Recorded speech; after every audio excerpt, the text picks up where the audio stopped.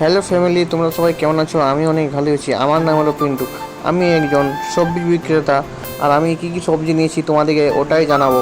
আর নিয়েছি টমেটো, নিয়েছি ঝিঙে, নিয়েছি ভেন্ডি নিয়েছিলাম, আর অনেক কিছু আইটেম, বেগুন, পালক শাক, বরবটি, লাউ, তার মধ্যে ছিল বিনস। আর বিনসটা অনেক দামি জিনিস, মূলো, এক তো বিনস, তারপরে ধনেপাতা, বাঁধাকপি, কুমড়ো, অনেক কিছু জিনিসই নিয়েছিলাম।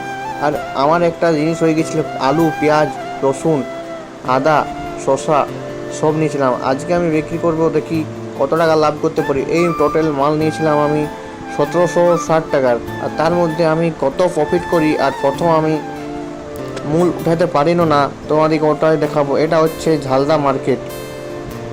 এটা অনেক সুন্দর মার্কেট, অনেক বড় মার্কেট, ঠিক আছে।